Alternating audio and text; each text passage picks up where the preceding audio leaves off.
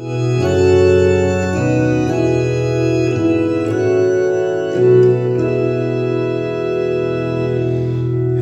13 de mayo la Virgen María bajó de los cielos a coba de ira. Ave, ave, ave María, ave, ave, ave María. A tres pastorcitos la Madre de Dios descubre el secreto de su corazón. Ave, ave, ave María, ave, ave, ave María. Alabado sea Jesucristo, por siempre sea alabado. Con el Padre Emilio llegamos más o menos juntos a Mar de Ajó. Él tenía unos cuantos años y venía de cumplir una santa misión, y nosotros que comenzábamos a vacacionar en aquellas tierras éramos apenas unos niños. Pasaron los años y en esa infancia nos atrajo su personalidad. Fuimos creciendo en la fe, en edad, y gracias a mis padres y a buenos formadores, fuimos cada vez más descubriendo la presencia del buen pastor que se hacía presente en aquella figura sacerdotal que de alguna manera nos admiraba. Ya entrado en mi juventud, conocí más en detalle algunos puntos de su vida y comprendí lo enorme que ésta era y la necesidad que podía llegar a hacer bien a muchos si era conocida. Fue así que cuando inicié mi apostolado en los medios de comunicación, a partir del Caballero de Nuestra Señora, decidí escribir un pequeño artículo sobre su vida. Pero los años pasaban y su figura se engrandecía en muchos testimonios, se incrementó luego de su muerte esa figura y me convencieron de alguna manera todo esto que eran necesarias unas reflexiones a la luz de su vida y testimonio. Por eso hoy aquí las presentamos parcialmente. El trabajo es mucho más extenso y dadas la necesidad de ajustes y correcciones, no llegamos a esta fecha fundamental, a estas dos fechas fundamentales, que son en esencia el centenario del Padre Emilio, de su natalicio y de su bautismo. Y entonces quisimos hacer este adelanto. Creemos que la obra del Padre Emilio ciertamente lo trasciende, no solo en lo material, en las piedras muertas, sino fundamentalmente las piedras vivas. Y esta obra que trasciende a una persona puede servir de inspiración en nuestro crecimiento espiritual. En el apostolado de laicos, en el apostolado de los sacerdotes, en la vida sacerdotal, pero tenemos un sueño,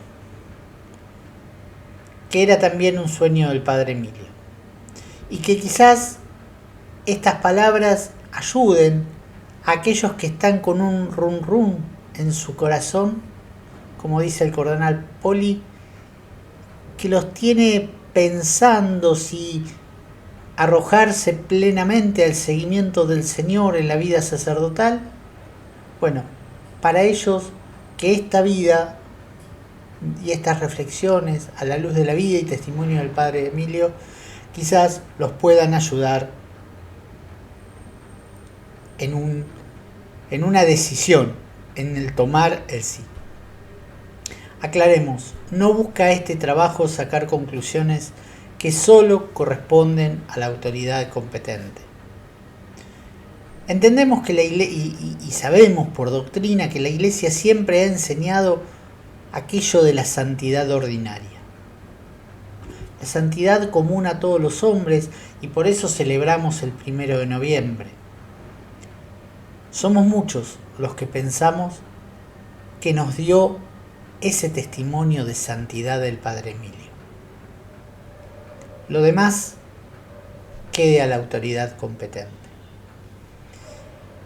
Este trabajo se basa en 3 entrevistas, realizada una por nuestro amigo Carlos Tantucci para su programa Compartiendo Vida. La otra la realizamos nosotros y fue el fundamento de aquel pequeño artículo Mi vida no es mía. Pero gracias a Teresa de Alessandro, que ya ha partido a la casa del Padre, y a quien conocimos de manera providencial en nuestro barrio de Versalles, en nuestra parroquia de la Salud, nos llegó una riquísima entrevista que le hizo Guillermo Favale, conductor del Reloj de Arena en Canal 5 de la Costa, tiempito antes de su muerte. Ahí accedimos a muchísimo de la vida, pero también fuimos en busca de testimonio de sacerdotes, de laicos de distintas comunidades. Destacamos a Susana Sanuto, quien nos honrara con una entrevista. Ella fue directora durante 42 años en María Reina, con Horacio, monaguillo de Santa Rosa de Lima. Buceando en internet pudimos conseguir testimonios de exalumnos del Santa Rosa, de feligreses que lo recordaban en entrevistas de feligreses de Santa Rosa, pero también bajamos varias entrevistas que hicieron por los 90 años, por su fallecimiento, donde muchos feligreses daban testimonios realmente muy ricos. Por otro lado, la Asociación Eslovenia Libre tiene algunas publicaciones que se ha ocupado del Padre Emilio, una asociación a la que el Padre Emilio ayudó mucho. También alguna publicación que hicieron en la diócesis de Novo Mesto para sus 90 años y su fallecimiento. Y por gracia de Dios tuvimos también ocasión de acceder a la fe de bautismo que nos mandara el párroco de Trepgene. Con toda esta información hemos armado este pequeño, que no es tan pequeño, pero este pequeño trabajo. Sin embargo, nos sabemos deficientes y sobre todo para los frutos que queremos o que deseamos o que nos gustaría.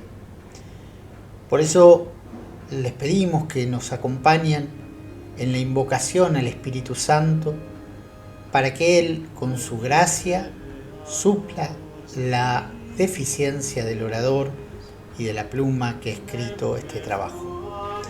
En nombre del Padre, del Hijo y del Espíritu Santo. Amén.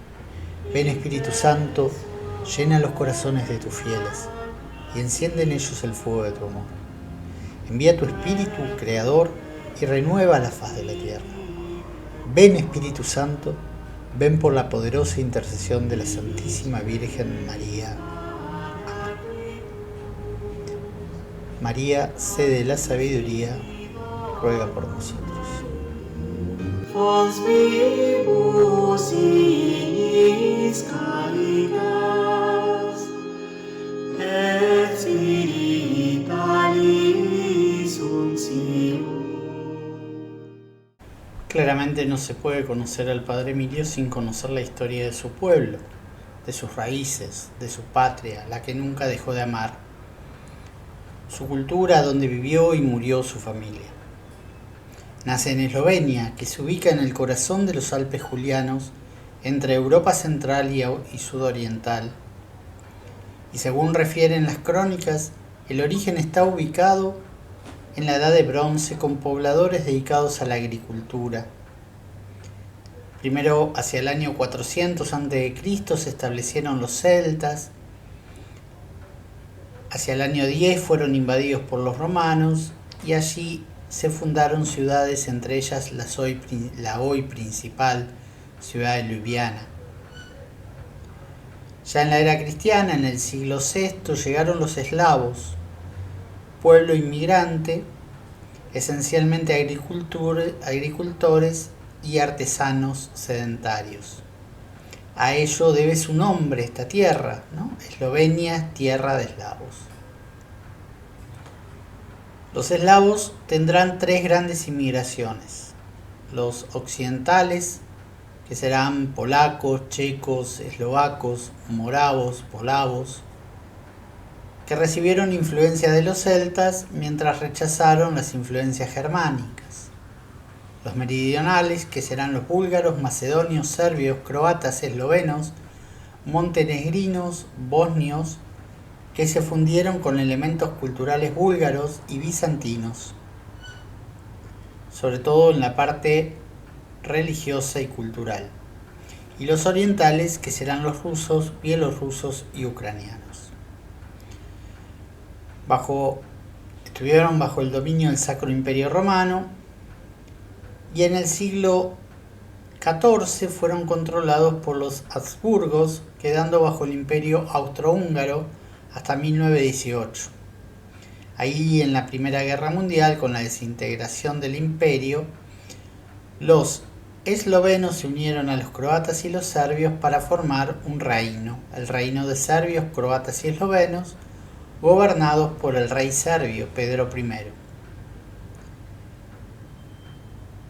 Varios devenires vinieron y en 1941 las fuerzas del Eje toman Yugoslavia,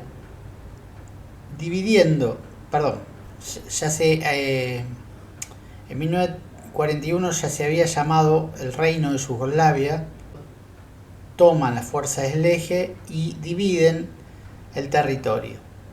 Lo que era Eslovenia va a quedar bajo la ocupación italiana, promoviéndose la italianización de la población e introduciéndose el italiano como lengua oficial. Por supuesto, hubo una gran oposición a esta invasión cultural y muchos fueron detenidos y llevados a lugares de detención. Con la capitalización de Italia se sucedió la ocupación alemana, donde el idioma esloveno fue prohibido, se establece el alemán como lengua oficial. En paralelo se genera una situación muy especial con la creación de los partisanos, brazo armado del Partido Comunista, quien bajo la cubierta de ser liberadores de los invasores buscaban establecer la revolución socialista, tomando regiones y asesinando a mansalva a cualquier esloveno que se opusiera al régimen. En 1945, con el fin de la guerra y el acuerdo entre los aliados y la Unión Soviética, quedan todas estas tierras a los países al mandato comunista. Y en no poco tiempo, según dichos del padre Emilio, asesinó en toda la zona que había tomado a más de 8 millones de personas. Este iba a ser un hecho central en la vida del padre Emilio y de alguna manera, cuando nos metamos de lleno en su vida, vamos a darnos cuenta que tanto lo impacta. Sin embargo, a tanto odio él responde con generosidad al llamado de Dios. Eslovenia va a permanecer hasta 1980 bajo el régimen, en realidad Yugoslavia de Tito, será hasta el régimen hasta 1980 cuando muere Tito, y empieza entonces ahí todo el desmembramiento de toda aquella zona, y en junio de 1991 se va a declarar independiente.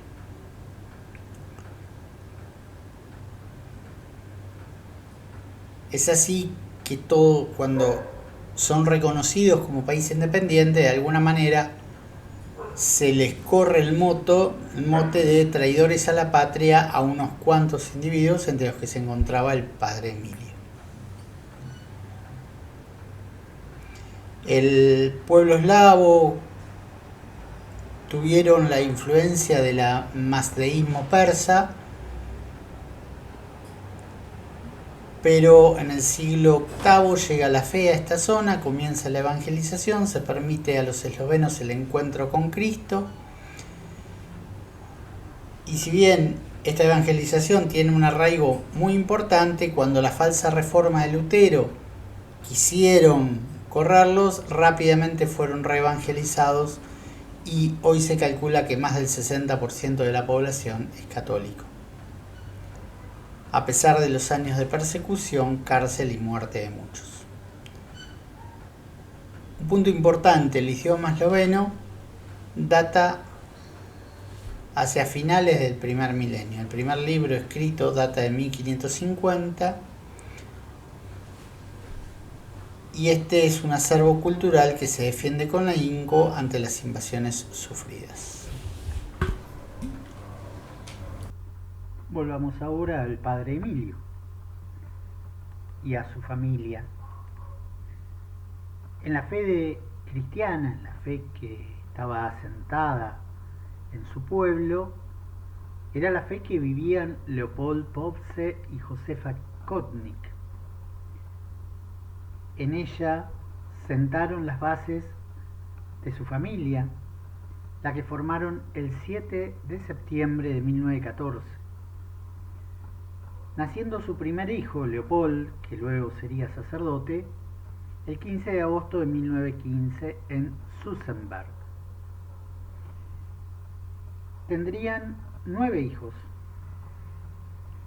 6 varones, Leopold, José, Félix, Francisco y Emilio, y 3 mujeres, Teresa, Margarita y María. Sabemos que Leopold era el mayor y que el padre Emilio era mayor que Florián, que es quien va a morir siendo seminarista por el régimen comunista.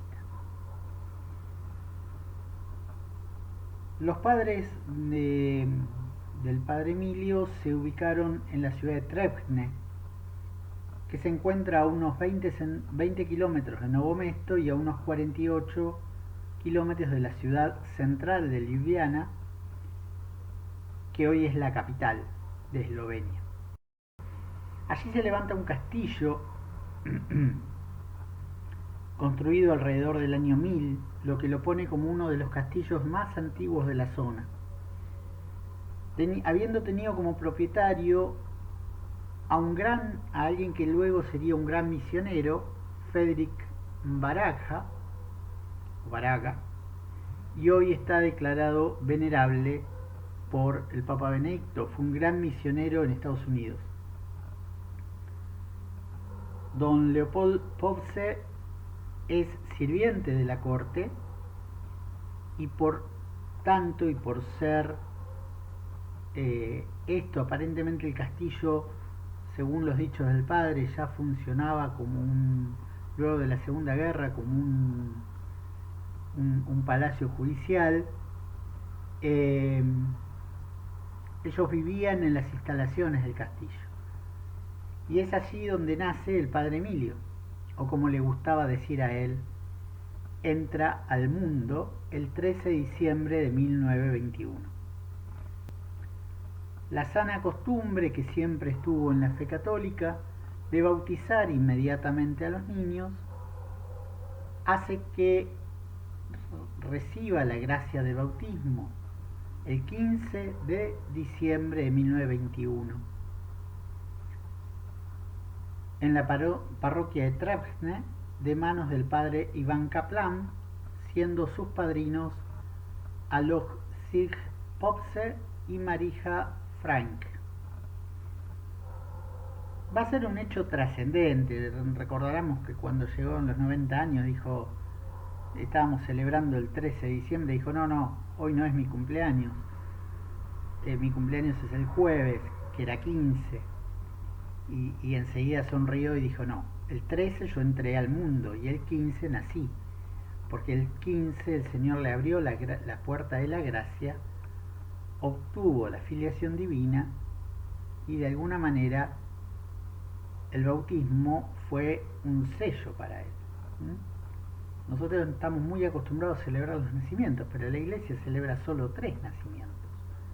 El de Cristo, el de la Virgen concebida sin pecado original y el de San Juan Bautista, que de alguna manera fue bautizado o tuvo la gracia en el seno de Isabel al recibir el saludo de María.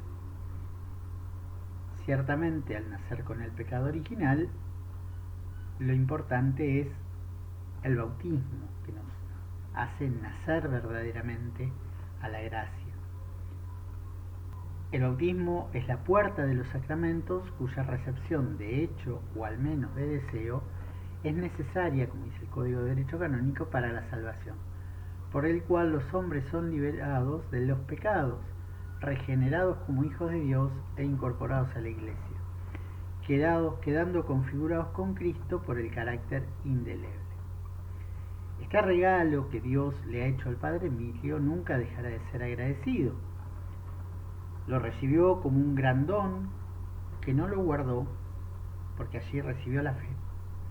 No la guardó ni escondió, sino que la alimentó, la sembró, la cultivó y la esparció sin descanso. Fue candelero donde se posa la lámpara con la luz de Dios que se recibe en el bautismo. No se enciende una lámpara para meterla debajo de un cajón, sino que se la pone sobre el candelero para que ilumine a todos los que están en la casa. Hoy, quienes hemos visto brillar la luz de Cristo en el Padre Emilio, sabemos que en sus obras, en su palabra y en su acción siempre estuvo presente. Y por eso damos gracias y glorificamos al Padre que 2 años y medio después del nacimiento del Padre Emilio quedaron en Trebne.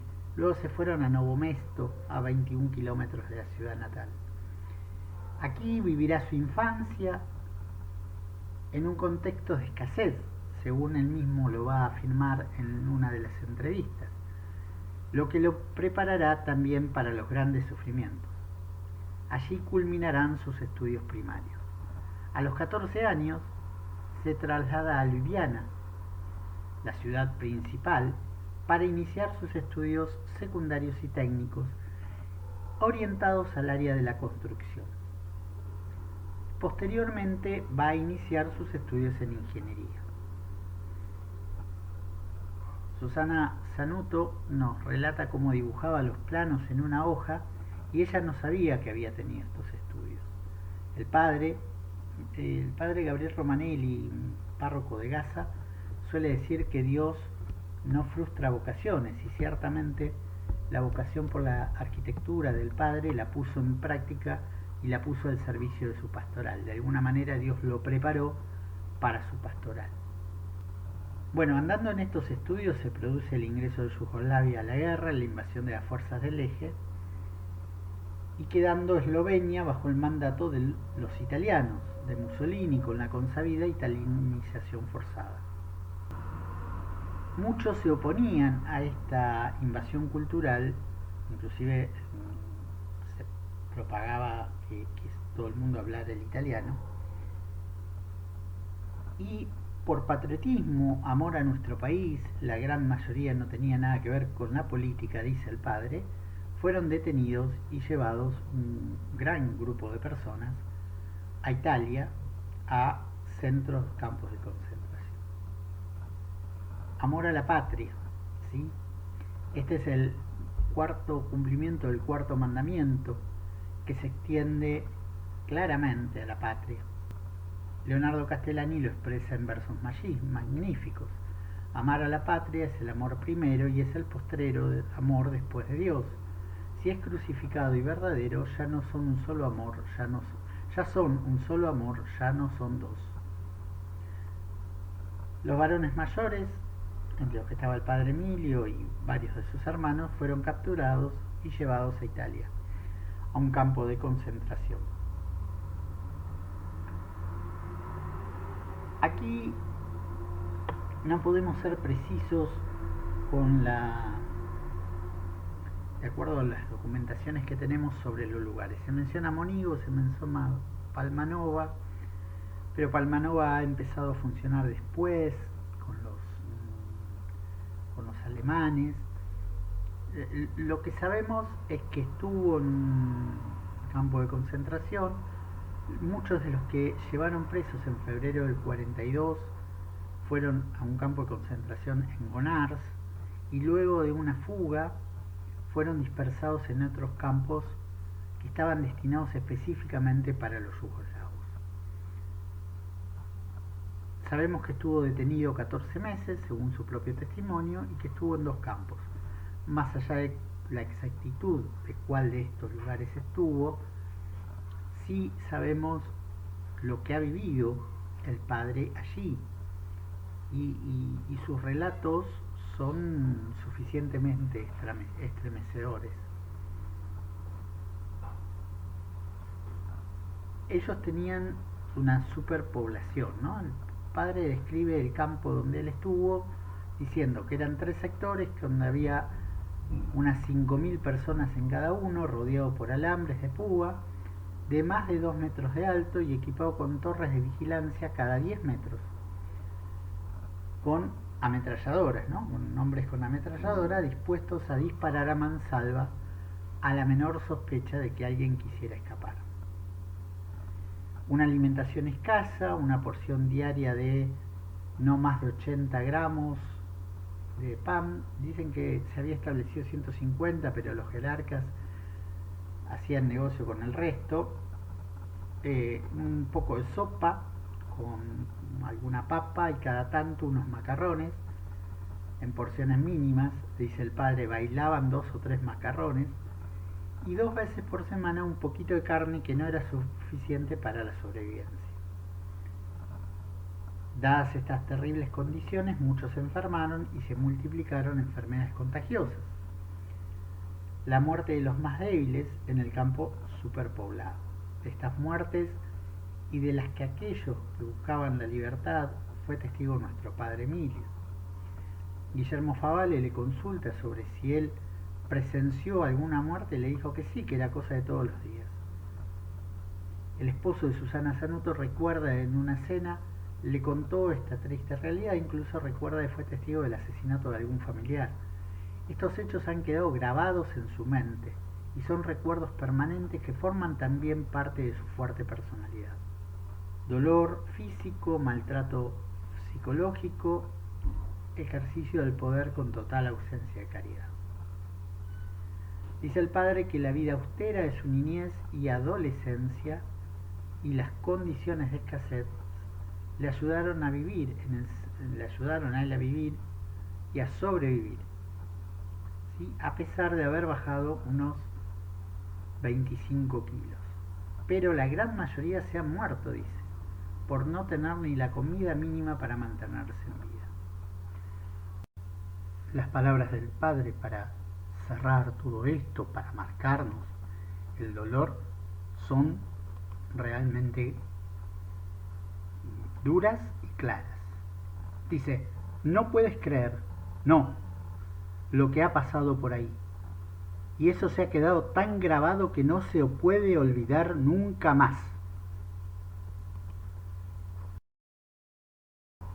El 8 de septiembre de 1943, con el armisticio de Cassaville, entre el Reino de Italia y los aliados, los nazis ocuparon esa zona. Y aunque fue liberado, no dejó de sentir la dureza del régimen. En paralelo estaban los partisanos que estaban haciendo grandes desastres al pueblo esloveno bajo una autoproclamación de libertadores de la patria, pero que en realidad estaban causando graves daños. Entonces se habían creado unas guardias aldeanas, las que fueron fueron fusiladas cuando los italianos se van por los partisanos, Y esto va a provocar que realmente la ciudadanía eslovena, más allá de la ocupación, necesite organizar una autodefensa. Eh, pero necesitaban tener verdaderamente herramientas porque no las tenían. El ejército, los partisanos estaban ayudados por los comunistas y además, por ejemplo, cuando se fueron los italianos le dejaron todas las armas a ellos. ¿Qué hacer entonces? Y acá entra una disyuntiva porque necesitaban pedirles al invasor cierta ayuda. O sea, a los alemanes decirle, mirá, necesitamos poder ponerle freno a este ataque que los partisanos estaban haciendo en distintos lugares. Eh, Sabían que a la mirada exterior de la sociedad, de la comunidad internacional, esto se vería como colaboracionistas del régimen nazi. Sin embargo, no era esa la idea. Las armas adquiridas, dice Márquez, no se usaron para luchar por los intereses de Alemania, sino por la vida y los valores del pueblo esloveno, amenazados de la guerra civil que provocó el Partido Comunista, donde se, se ubicaron los domobranci. La vida se fue normalizando, la mayor parte del territorio esloveno quedó libre de las depredaciones de los partisanos. A este ejército, a esta autodefensa nacional que tenían, eh,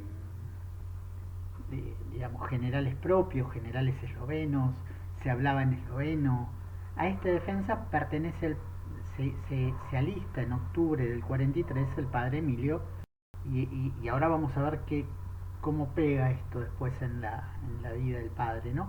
Llegó en mayo de 1945, el fin de la guerra, y con él todo un tema que era que los aliados, asociados a los soviéticos, le ganaron la guerra, ¿sí? Le ganaron a Hitler. Pero hay que tener en cuenta que ¿qué pasó? El premio que pidieron los aliados, los comunistas, fue dame toda Europa del Este. Entonces en esas cuestiones quedaron todas las vidas humanas de los pueblos liberados de una ocupación para ser sometidos a otra ocupación que es la tiranía comunista. Algunos olfatean esto y entonces se escapan, ¿sí? Porque claro, aquellos que habían luchado con la guerra contra los comunistas, contra los partisanos, quedar en manos del gobierno de los partisanos o de los comunistas, corrían riesgo. Entonces se escapan. Primero a Austria, a través del monte Triglav, de casi 3000 metros de altura, algunos como el padre Emilio en bicicleta, y luego siguen camino a Italia. Y se van a ubicar en el campo de Monigo, que ahora es un campo de refugiados. Él mismo dice, fui a parar a los lugares donde había estado detenido. Pero no todos pasaron a Italia y muchos quedaron en Austria. Y lejos de quedar libres, los aliados los desarmaron y aún sabiendo su destino los entregaron en las manos de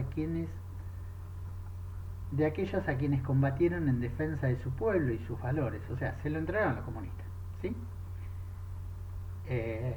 Y allí marcharon a la muerte y pagaron con su vida la fidelidad al lema que los guió en su lucha: Mati Domovina Bog, Madre Patria Dios. Uno de los que es marcado como el gran entregador es Churchill, ¿sí? Que dice: el padre no atendió siquiera el pedido del rey de Serbia, principal referente de Yugoslavia, de que no mande a la muerte a tantos pobladores de aquella tierra. El padre en Monigo, en el campo de refugiados, recibe a través de algunos pocos que pudieron escaparse del literalmente de las fosas de la muerte la noticia de semejante genocidio. Hubo un primer convoy de estos defensores de la Guardia Nacional que correspondía a los técnicos, entre los que tenía que haber estado él, que fueron llevados directamente a la muerte. El padre dice, los queríamos matar a los que venían diciendo esto, porque no podían entender en sus nobles almas la traición del ejército y los políticos ingleses. No les cabía en la cabeza que, como Judas, estos se entregaran, vaya a saber por qué monedas de cambio, a tantos compatriotas a la muerte, y muerte tan terrible. En ese dolor el padre Emilio llega a sus profundidades de su esencia y se reconoce criatura completa de Dios. No dueño de su vida, sino administrador de un don precioso y con destinos tan altos.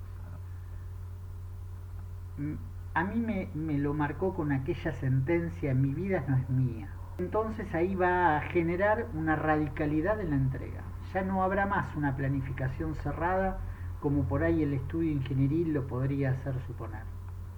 Su única planificación está puesta en el abandono a la inmensa voluntad de Dios. No proyecta, se abandona a Dios y a su santa voluntad.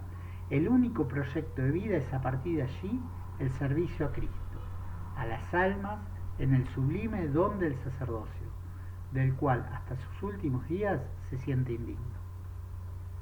Al final del trágico mayo relata: llegó a nuestro campamento la terrible noticia de la entrega de los primeros transportes de la Guardia Nacional eslovena a los criminales comunistas. Fue en esas horas de dolor inconsolable cuando decidí entregar el resto de mi vida al sacerdocio. Así que decidí agradecer a Dios por salvarme de una muerte segura, además de convertirme en sacerdote en lugar de mi hermano Florián, un seminarista que fue asesinado por los comunistas en ese mismo momento. Se dijo a sí mismo: Emilio, tu vida está regalada, entonces yo regalo mi vida a la Iglesia como sacerdote. La radicalidad de su entrega será la ofrenda de su sacerdocio, el anhelo de llevar todas las almas al triunfo de Cristo. Esto será su desvelo, su fuerza y su dolor hasta el último día de su vida.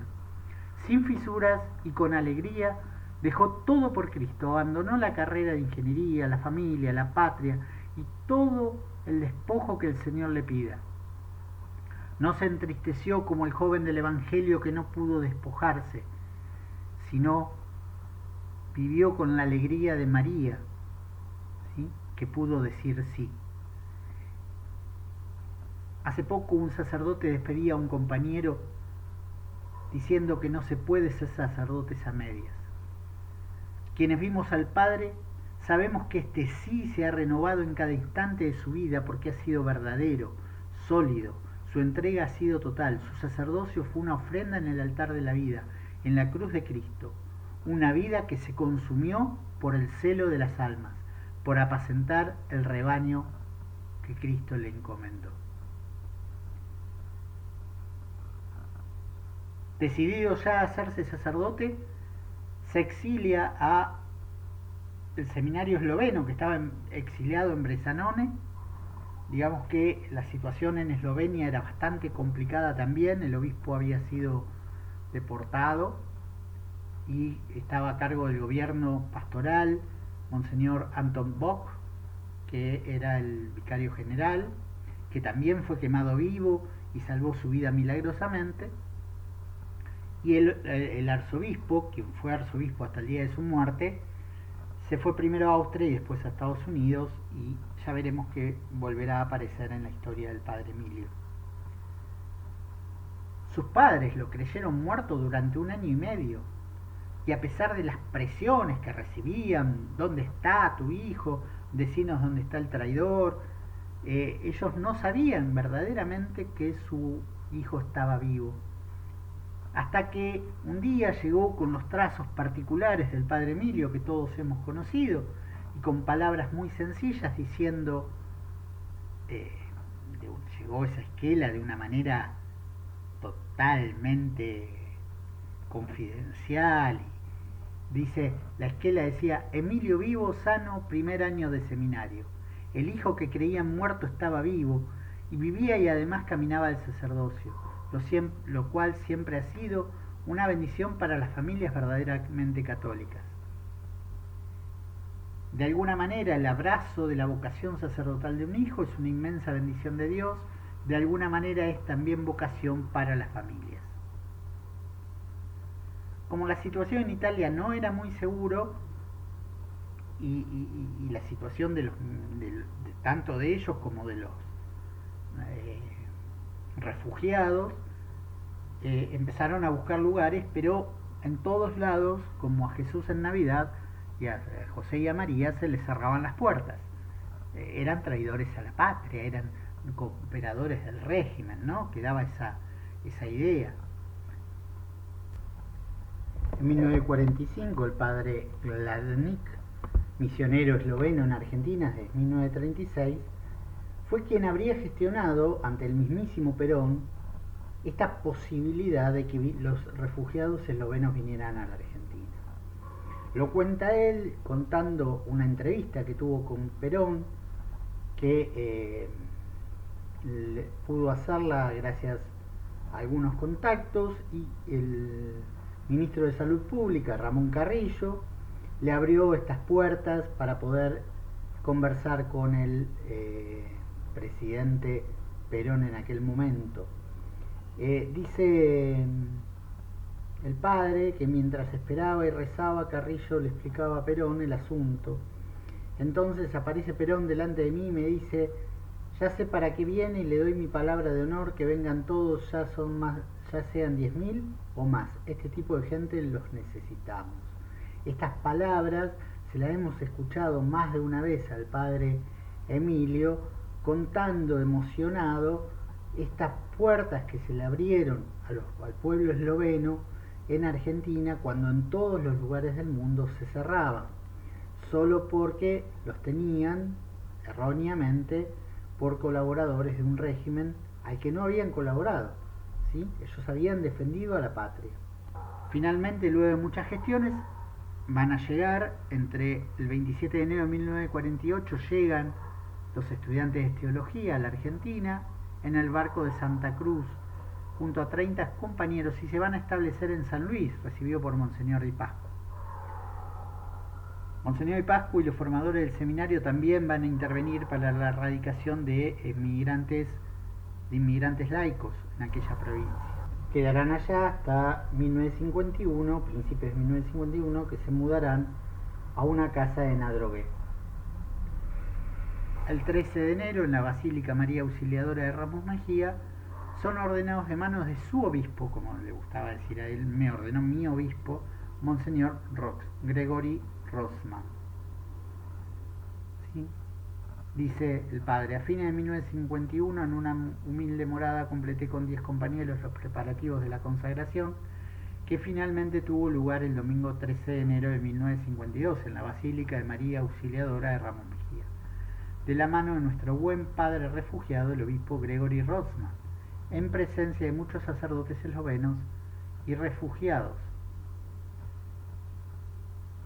Su familia no pudo acompañarlo, pero según me contó él, le mandaron un hermoso crucifijo que lo acompañó en su vida sacerdotal. Un símbolo, todo un símbolo, ¿no? Porque la cruz es sin duda el símbolo del sacerdocio. El único camino, dice Benedicto XVI, para subir legítimamente hacia el ministerio de pastor es la cruz. Cantará su primera misa en la parroquia Nuestra Señora de la Guardia, en Florida, predicada por Monseñor Rossmann y engalanada con el coro esloveno. Va a quedar incardinado a la diócesis de Ljubljana y se ofrecerá como sacerdote a la arquidiócesis de La Plata. Desde aquel día sus manos consagradas fueron dispensadoras de la vida de la gracia que dan los sacramentos. Desde aquel día el Padre será la imagen de Cristo, el buen pastor, en medio del rebaño. Si les parece, hacemos un breve corte de 5 minutitos, alguna canción mariana vamos a poner y luego volvemos.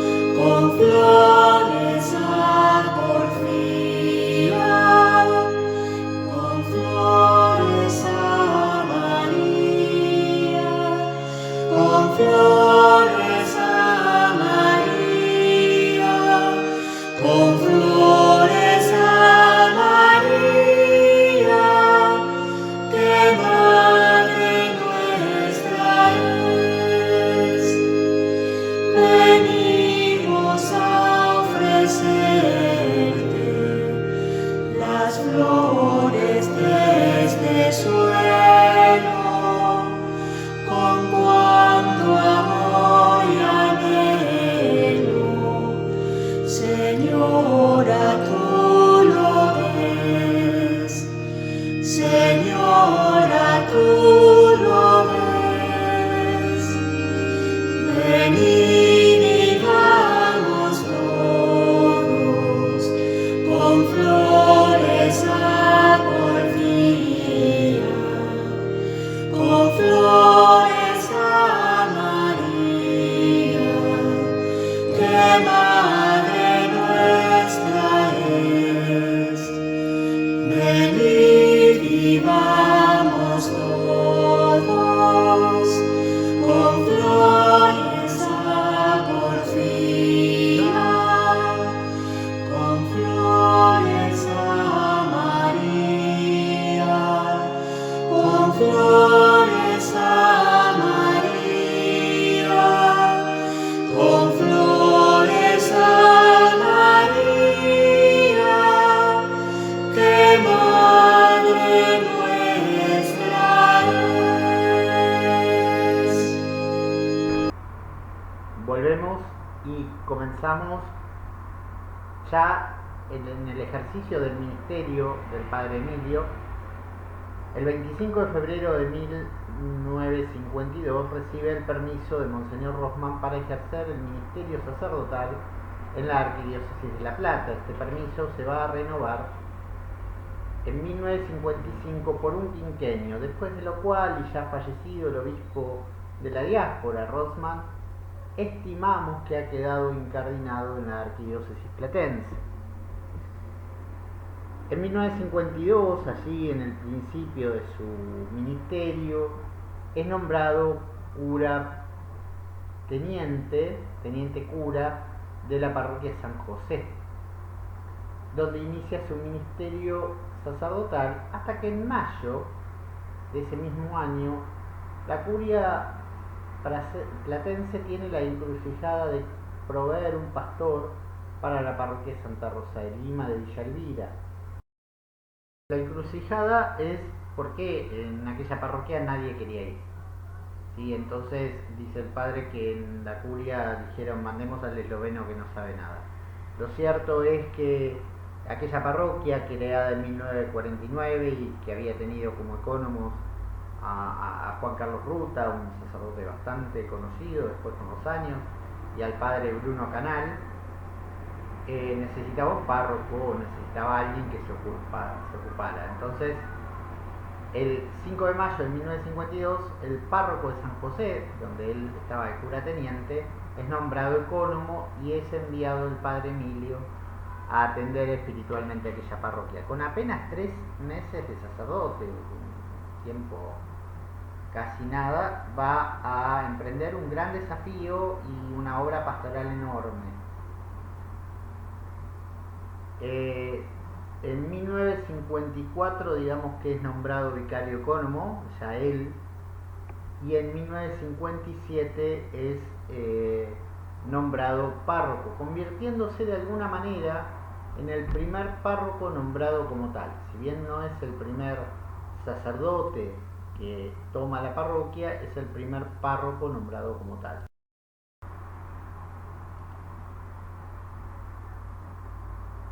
Va a ser entonces una ardua tarea, un barrio que recorrerá en bicicleta, en sotana, con el hábito talar como Dios manda, y será no muy bien recibido en algunos casos, ¿no? Un signo de contradicción. Él dice que su apellido fue traspasado, cambiado. Se lo llamó Cuervo, un apodo muy común en aquellos años y una forma de atacar a los sacerdotes. Por eso se llama a San Lorenzo los Cuervos, ¿no? Porque, bueno, fue fundado por un cura. Pero en esto él tuvo sus momentos y tuvo también que enfrentarse con alguna situación dura. Una situación que algún sacerdote de los que hoy atienden la parroquia, o sea, en el Instituto del Verbo Encarnado, me contó algo Él casi siempre que decía, mi apellido había cambiado, no era Pause, era Cuervo, y enseguida agregada a un día casi me matan. Algo me contó de esto este sacerdote, y Susana Sanuto me cuenta un poquito más, ¿no? Un día se apareció María Reina, dice, con un ojo en compota. Nadie le quiso preguntar nada, pero estos detalles se conocen en el barrio, ¿no? Entonces cerca de Santa Rosa había un bar donde se juntaban los borrachines de la época, y cada vez que el padre pasaba en su bicicleta vestido con su infaltable sotana le gritaban Cuervo. Un día se cansó, se bajó de la bicicleta y no sabemos qué pasó, pero supuestamente llegó a mayores. No sabíamos qué pasó. En el reloj de arena él cuenta algo, creo que no estaría equivocado si lo juntaría a este hecho. Dice que un día le preguntó a un agresor, ¿por qué me estás insultando, diciendo Cuervo? Hay que matar curas, ¿qué ganas con esto? ¿Por qué no somos amigos? Déjame en paz, para que yo pueda atender a aquellos que me buscan. Si vos no me quieres, si tienes antipatía con el cura, por lo menos déjame para que pueda atender a otros que me quieran, que me buscan, que necesitan mi sacerdocio. Seamos amigos. Y agregó el padre, no hubo caso, tenía vergüenza de ser amigo del cura. Cuando alguien le pregunta a Guillermo por qué, dice, para defender su mala vida. Por lo que sabemos, el diálogo fue imposible, la cosa pasó a mayores, el padre terminó con el ojo morado, pero como me dijo este sacerdote, parece que el agresor no terminó muy bien tampoco. Había una estructura física muy distinta, muy grande, de altura y también de resistencia física del padre, que debe haber tenido. Tenemos que aclarar algo, el padre no se enorgullecía de esto, por eso nunca lo contaba con detalles, nunca lo contaba como contento por este tema, no. Él siempre lo sentía como un peso, pero sabía que lo había tenido que hacer por el bien común, por el bien de sus hijos, por el bien de esas almas que sí querían al sacerdote. Dentro de sus amores en La Plata están los jóvenes y los niños, y por eso en Santa Rosa, además de hacer algunos arreglos en la parroquia, que ya veremos, también construye un colegio primario y el secundario. Sabemos que inaugura la casa parroquial. Él aparentemente cuando fue a vivir no vivía ahí. Realiza algunos arreglos en el templo, donde incluye la incorporación del camarín de la Virgen de Fátima, que es bendecido en 1968 según los datos de la curia. El colegio parroquial comienza en 1959 y dice en estos documentos, gracias al tesón del señor cura Parro. Se construye el edificio, jardín de infantes y primaria, y en 1970 se inaugura el colegio secundario mixto. En 1971 se erige la ermita de Nuestra Señora del Buen Viaje en el camino a Magdalena.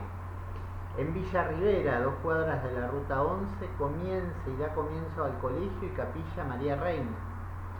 En 1962, bendiciéndose la capilla, que hoy es parroquia, por Monseñor Plaza en 1970.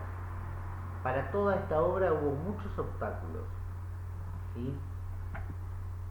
Sobre todo los económicos y el idioma y la forma de poder comunicarse. No se dejó amedrentar, llegó, avanzó, pidió, rogó, buscó benefactores,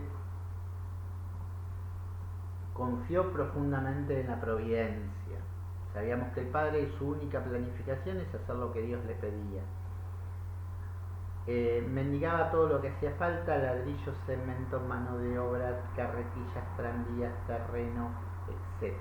No se limitó a la obra física. Dice una exalumna en él, a un testimonio que acudimos vía Facebook, el padre era bravo pero logró la unidad de toda la comunidad. Entre los testimonios se recoge el orgullo de pertenecer al colegio, y claramente esa familia que formaron no la hizo solo, la hizo junto a todo un equipo que lideró con sus virtudes y defectos, pero con los directivos, las maestras y profesores, sentaron las bases de esa familia que es el colegio, donde fueron padres, hijos y nietos. Se recuerda también las comuniones, las travesuras que le hicieron al padre, ¿sí? La peregrinación de Santa Rosa, la suelta de globos, la banda que tocaba. La verdad que hay recuerdos muy lindos. Susana Peluso dice, me acuerdo, no, dice un testimonio, perdón, no Susana, dice un testimonio que se acordaba cuando el padre se levantaba la sotana para arreglar los techos, ¿sí? Entre otras cosas, o sea, el padre ponía manos a la obra, esto que habíamos dicho, ¿no? Sus estudios los puso en el ejercicio de la fe, de su pastoral. Todo lo hizo con mucho sacrificio, nos dice Susana Peluso. Ahora sí, muy luchador, construyó el colegio, el padre le hacía donaciones en sus kermés y sostiene que no tiene palabras de agradecimiento. Horacio nos cuenta cuando cruzó, fue monaguillo, pero cuando él anhelaba recibir la Eucaristía y cruzó la avenida 122 que lo separaba de su colegio Dardo Rocha para anotarse en el catecismo solo porque sus padres no lo habían acompañado, y entonces se encuentra con el padre que lo anota sin antes, por supuesto, indagando sobre su familia, lo anota y bueno, en aquel tiempo se recibía la comunión el 8 de diciembre, la segunda la tomaban en Navidad y la tercera el Día de Reyes, luego de lo cual se preparaba la confirmación. Y acá Horacio recuerda el día de su confirmación un hecho singular. Él no encuentra a nadie de su familia que cumpla con los requisitos canónicos. Y entonces va y se sienta igual, porque él se quería confirmar igual. Cuando viene el obispo acompañado por el padre Emilio, que recorre los bancos confirmando, el padre Emilio lo ve solo y entonces se autoproclama padrino, se pone a su lado y, como indica el rito, apoya su brazo sobre brazo. No tengo duda que debe haber rezado por él y por tantos ahijados que ha habido tener de esta forma.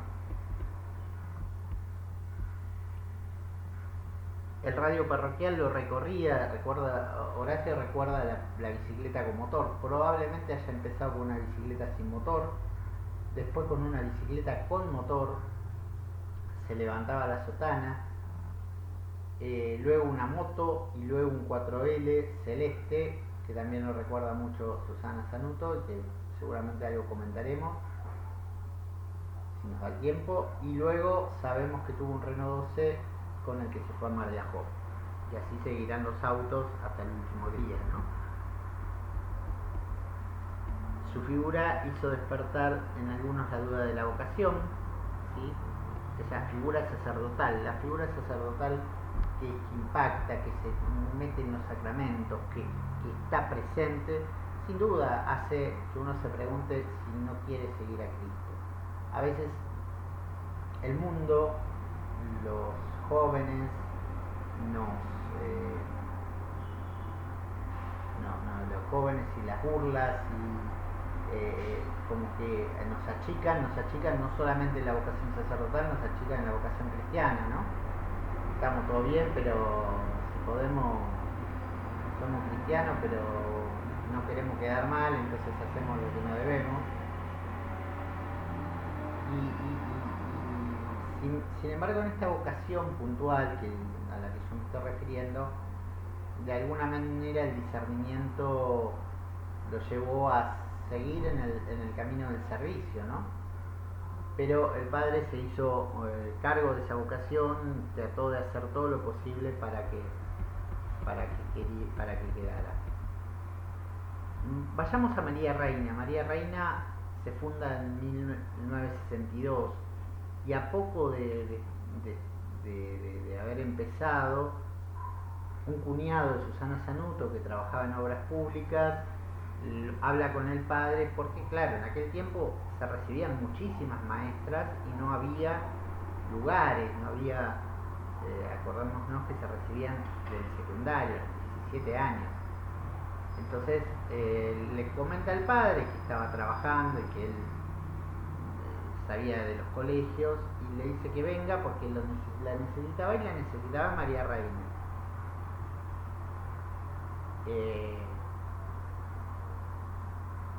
O sea que ya empezó al comienzo. Empezó cuando el colegio estaba en la casa de la familia Gutiérrez, en una casita de madera, la señora le prestaba un saloncito, y allí con la primera directora, Raquel Sagula, daban clases a unos 10 alumnos. Después de un tiempito el padre consigue que le donen un tranvía y lo pone sobre un terreno que era un terreno generoso de 20 o 30 por 60 y que aparentemente fue donado. Tomamos todo entre comillas porque no tenemos varios datos que con el tiempo fue cedido. El padre comenzó en ese trencito, en ese tranvía se daban clases cuando no llovía, pues llovía más afuera que adentro que afuera. Luego empezó la construcción de la capilla de la iglesia, siempre primero la iglesia, dice Susana. Y en aquella primera capilla, con los bancos donados y la ayuda del Ministerio de Obras Públicas, hizo el altar, cerraba con una cortina los días de semana donde daban las clases en los bancos que había conseguido de otro lugar, ¿sí? Daba ahí las clases y los domingos era para la celebración del culto. Tenían una garrafa con la que hacían mate cocido. Susana va a marcar mucho su aprendizaje y se aprendía a hacer mate cocido. Yo en casa me lo traían a la cama, una vecina me enseñó el mate cocido. Con don Pedro, el esposo de Yoli, que es la que le enseñó a hacer el mate cocido, van a iniciar la construcción. El padre dibujaba en una hoja cómo iban las aulas y cómo iban a edificar. El colegio era complejo, ¿no? Porque había que meterse en el barro para cruzar la ruta y buscar a los chicos. No era como ahora que mucha gente quiere ir, no, en aquel momento había que buscar a los chicos. No se podían quedar sin matrícula, incluso con consecuencias de salud. Hicieron todo lo posible.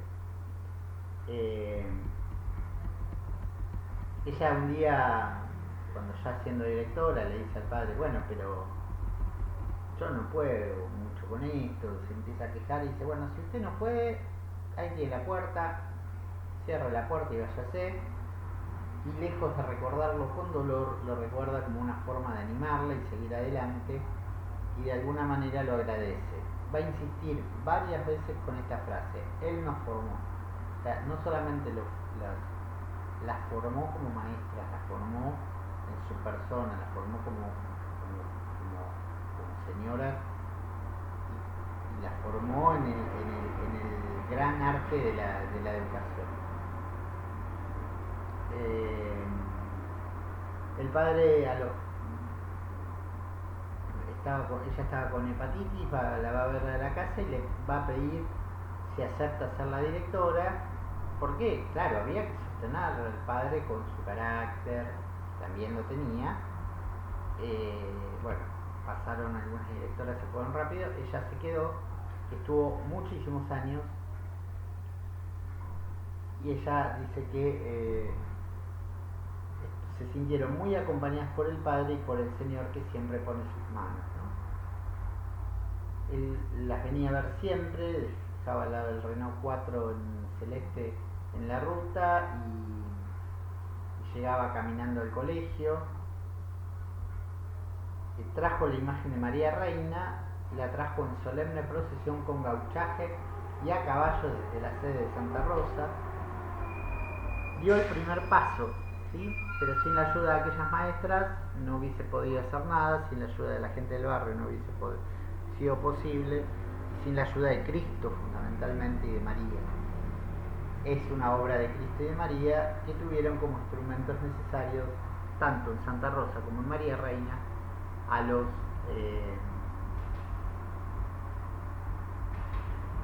tanto al padre Emilio como a los docentes, ¿no? Las huellas que ha dejado el padre son verdaderamente fuertes, verdaderamente profundas, sembradas por el Verbo encarnado, sembrados por el amor de Dios. El padre Emilio casó a mis padres en la parroquia de San José, fue párroco de Santa Rosa, fui a su colegio, era muy estricto, pero en nuestra familia lo apreciamos mucho, dice Susana Peluso. Y el padre Gaspar Farré, que del Instituto del Verbo Encarnado, que hoy tiene la parroquia de Santa Rosa, gobierno pastoral de la parroquia de Santa Rosa, y en un tiempo tuvo también la de María Reina, nos comenta, me manda un mail diciéndome que era difícil escribirle al padre, pero que si yo le podía llegar sus saludos y felicitaciones. Fíjate que pude darle sacramento y viáticos a alguno de sus entonces hijas espirituales. Todo esto me sorprendió, conocí algunas familias que fueron sus benefactores y algún monaguillo y otros que aprecian su fuerza y coraje. Claramente el padre Gaspar había visto la obra del padre Emilio, había visto los frutos del padre Emilio en Santa Rosa. Pero en 1959 el padre Emilio logra la ciudadanía argentina y entonces comienza a programar un viaje a Europa. Un viaje donde que se va a extender del 29 de abril al 15 de agosto de 1960 para poder para poder ver a sus padres, ¿sí? Monseñor Plaza le va a conceder la autorización y algo que va a pedir el padre Emilio es por favor que quede alguien en la parroquia, no deje la comunidad sola. Entonces nombra al padre Juan Cagiano, vicario sustituto. Claro, esta bondad de Monseñor Plaza no fue la misma de las autoridades yugoslavas, que no eran tan propicias. Ellos no querían que los padres, que Leopold y la mamá del padre Emilio pudieran visitar a su hijo, era el traidor, ¿no? El padre, con mucha humildad, cuando logra el permiso, les agradece el bien que le estaban haciendo. El padre va a viajar a Fátima, primero viaja a Barcelona en barco, luego peregrina a Fátima, a Santander y luego al santuario de Lourdes para implorar el favor del último encuentro con sus padres, que dice él fue un milagro. Trieste es una ciudad de Italia, del norte de Italia, que en realidad oportunamente pertenecía a Eslovenia, y es ahí donde se van a encontrar sus padres. Con sus padres. 15 años fue el tiempo que pasaron y que estos padres esperaron para ver al hijo, 15 años que el hijo esperó para ver a sus padres. Estaban chochos, dice el padre Emilio, de ver a su hijo, de poder celebrar, de poder participar de la celebración de la misa y de recibir la comunión de su hijo sacerdote. Estar en Roma con el Papa, con Juan XXIII. Después vendría la separación, que sería ya definitiva en esta tierra, ¿sí? Fue una cosa maravillosa, cuentan, abrazarse con los papás antes que se mueran. Al año murió mamá y al año siguiente después murió papá. Claramente la vocación sacerdotal es vocación de la familia, no es individual. Es una vocación donde todos de alguna manera responden que sí. Todos son llamados. Leopold y Josefa fueron llamados primero por su primer hijo, Leopold, por Florián, que murió, y por su hijo Emilio. Qué grande habrá sido el agradecimiento de sus padres a este gran don de volver a ver a sus hijos con los ojos terrenos, de compartir el sacrificio de la misa, de peregrinar a Roma, de recibir de sus manos sacramentados al Señor de Señores. Qué dicha enorme. Eran plenamente conscientes que ese era el último momento, ¿no? Bueno, qué dura debe haber sido la despedida, la imagino con lágrimas, con el corazón latiendo fuerte, pero llenos de fe y de esperanza. En cada Eucaristía permanecerían unidos en esta tierra y mucho más cuando emprendieran ellos el retorno a la casa del Padre. Van a pasar 50 años más o menos hasta que se vuelvan a reencontrar en el cielo. Esperamos y tenemos esa fe. Emilio vuelve a La Plata, vuelve a Santa Rosa, vuelve al trabajo de la Viña del Señor. Un trabajo que lo cansó, que lo agotó, que lo puso con algún problemita de salud. Y fue así que en 1972 o principios de 1973, con la visita de un amigo sacerdote que ejercía su ministerio en Boulogne-sur-Mer, y que lo ve cansado, le dice: mira, Emilio, tomémonos unos días, vayámonos a San Bernardo, donde tenía un amigo común a descansar. Era la voz del Señor que le volvía a llamar. Cuando llegaron a la costa encontraron una parroquia sin párroco desde hacía más de un año y medio. Sí, el último había abandonado el sacerdocio y no habían conseguido quien reemplazara. La parroquia estaba en el suelo, dice el padre, abandonado en lo espiritual y en lo material. Esto era todo juntos, dice un feligrés el día de su muerte. Todo junco, dice un feligrés el día de su muerte. El padre vuelve a escuchar al Señor que le dice: Emilio, apacienta a mis ovejas. Vuelve a pedirle que deje todo lo construido para que otros sigan la obra, mientras él va en busca de nuevas almas. El abandono de esas almas y los consejos médicos los llevan a hablar con Monseñor Pironi, obispo de La Plata, de Mar del Plata, que había sido obispo auxiliar de La Plata en 1964, y entonces le dice: mirá, necesitamos hacer algo, hay que hacer algo, Monseñor, dice, hay que levantar esta parroquia. Y el padre dijo: yo me ofrezco. Convence entonces a Pironio y luego, le cuesta un poquito más, convence a Monseñor Plaza para que lo deje ir a la parroquia. El 14 de mayo de 1973 presenta formalmente la renuncia de cura párroco de Santa Rosa de Lima y de representante de los colegios anexos a dicha parroquia.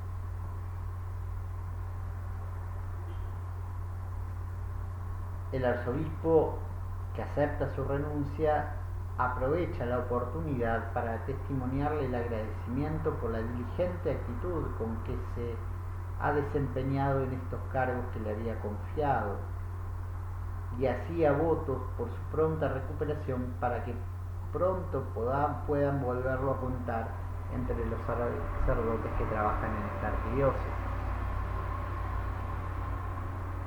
Elevo preces, dice el arzobispo Monseñor Plaza, para que recompense el fructífero trabajo sacerdotal que ha desarrollado en beneficio de tantas almas.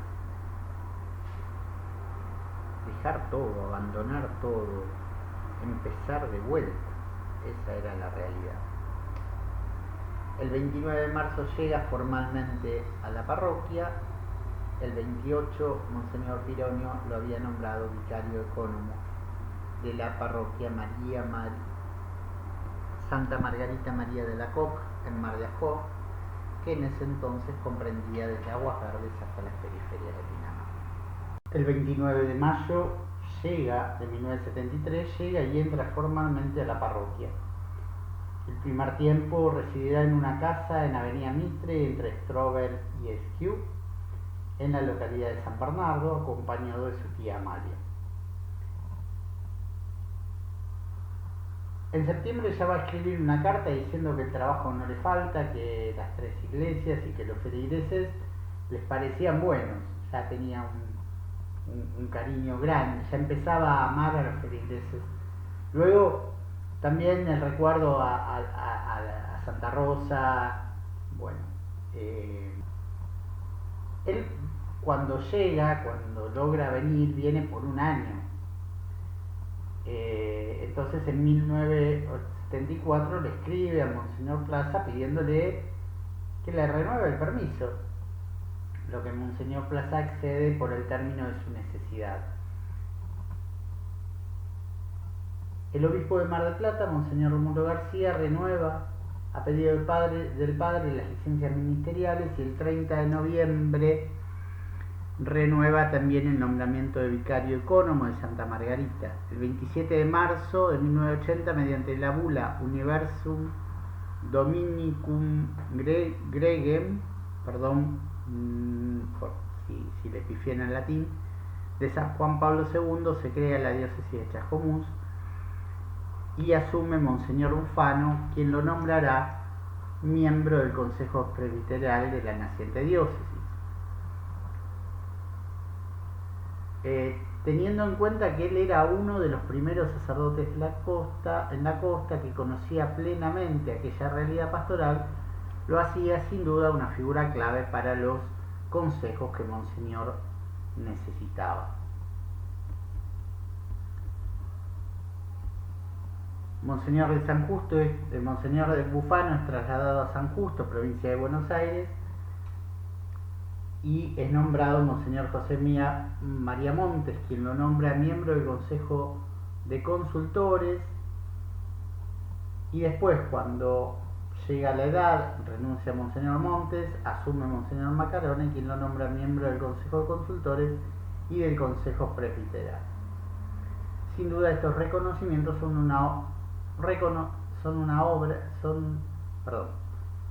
Sin duda, estos nombramientos son un reconocimiento a la obra emprendida por el Padre Emilio, pero también un gesto de escucha de los señores obispos, a quien fue uno de los primeros sacerdotes, como dice la documentación del Obispado de Chascomús, en llegar a la costa atlántica, cuando todavía estaba todo por hacerse.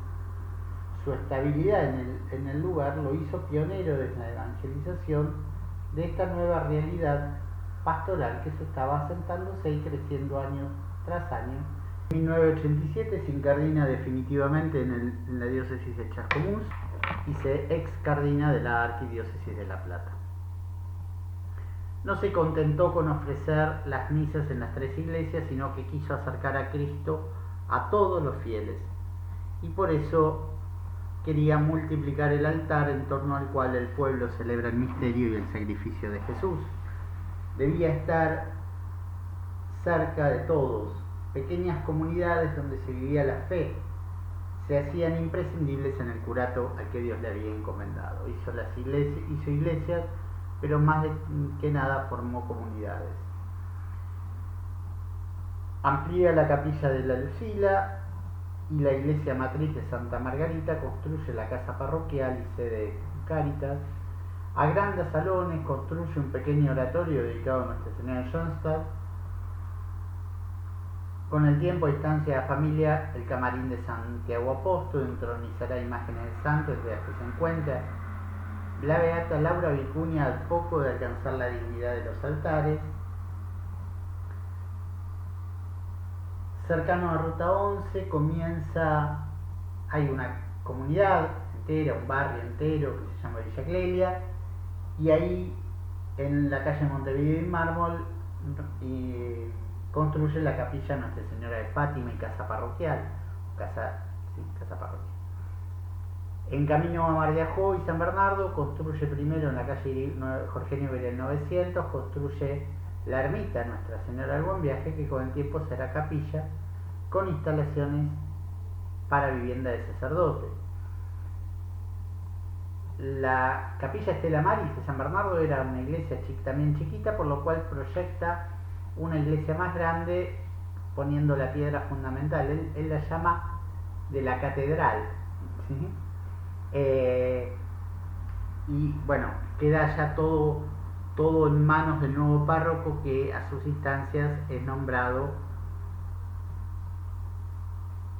al elevarse parroquia, y tenía proyectado una gran obra sobre la Ruta 11, que no solo era una obra de piedad hacia el crucificado, sino también un desarrollo turístico importante, pero no fue posible, y sin embargo, al comenzar a alquilarse Nueva Atlantis sobre la avenida Roldán y Olmos, hace la bellísima capilla Nuestra Señora de los Dolores y Santo Sepulcro, todo en madera, y en el altar con el Cristo yaciente,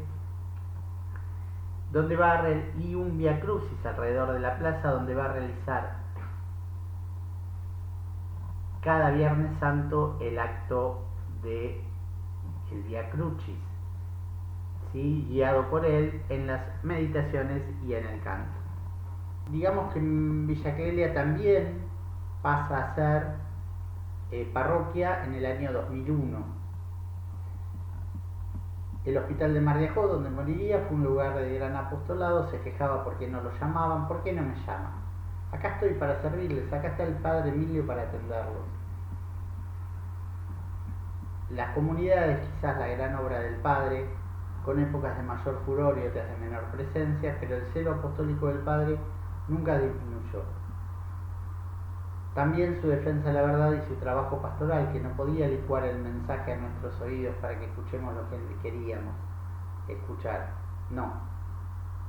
Lo que Cristo enseña y con toda realidad es lo que Él nos enseñaba como un gran acto de amor. Intentó ser fiel hasta el último día, dando la catequesis, acompañando a los grupos como la Legión de María y demás grupos de oración y devoción que se fueron armando. Cada cosa la hizo con verdadero amor a las almas, con sufrimiento personal cuando no veía los frutos. Su impotencia, decía una catequista de Mar de Ajó Norte, es ver cómo las almas, teniendo la posibilidad de alcanzar la salvación, no lo escuchaban, no escuchaban a Cristo, se perdían. Las almas, ay las almas, como decía San Juan María Vianney, que tantas veces seguramente en sus oraciones nocturnas, en sus oraciones, él diría. Con la independencia de Eslovenia se levantan las restricciones y el mote de traidores a la patria, y por tanto él pudo visitar su tierra. Volverá en el 94, en el 95 y en el 97. Así lo recuerda él. Mis recuerdos de las visitas a los abismos de Teraj y Koseski en 94, 95 y 97 se renuevan constantemente. Allí, en esas profundidades de los bosques de Koseski, también me pudriría yo cuando Dios me redirigiera y me entregara al largo camino del sacerdocio, para mí tan indigno. En los últimos años seguirá trabajando, inaugurará las campanas de Mar de Ajó Norte. En 2009, en la iglesia matriz, unos vitrales muy hermosos con la ayuda del taller Vitrofusión del Centro Cultural de la Zona Sur. En 2011 va a levantar, después de 32 años, como él dice, va a cumplir con lo que tenían programado, que era agrandar la torre del campanario para que coincida con lo que es la iglesia y que coincida en tamaño con lo que es la nueva iglesia, ¿no? Dice, hemos tenido la suerte y ánimo de levantar la torre que le corresponde según la medida de la nave grande de la iglesia. Y va a decir algo muy importante en una entrevista que le hacen en Canal 11, es que no tengo coraje de retirarme de la parroquia, sino de manifestar mi apostolado hasta el final.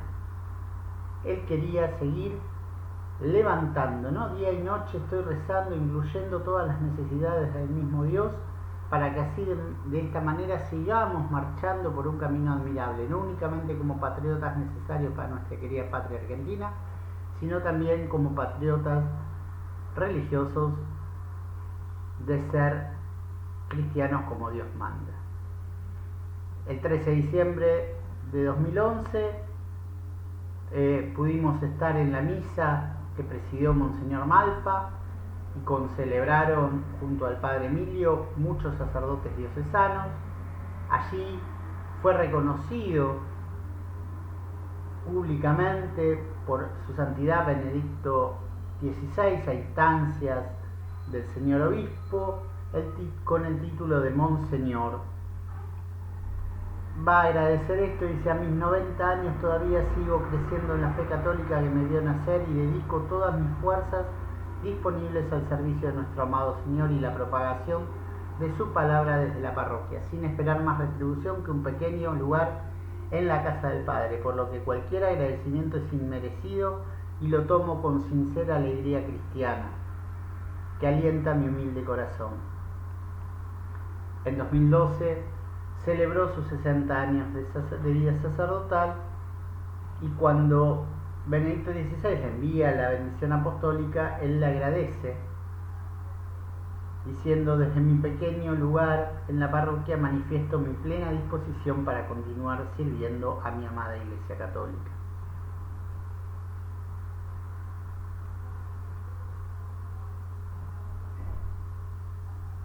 Quiero hacer un reconocimiento muy especial a Monseñor Malfa, porque Monseñor Malfa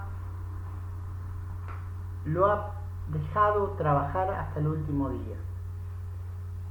La cultura del descarte a veces también ha penetrado en la Iglesia Católica, y muchas veces sacerdotes de edad avanzada son sacados de la vida activa sin necesidad, sin que su salud así lo amerite.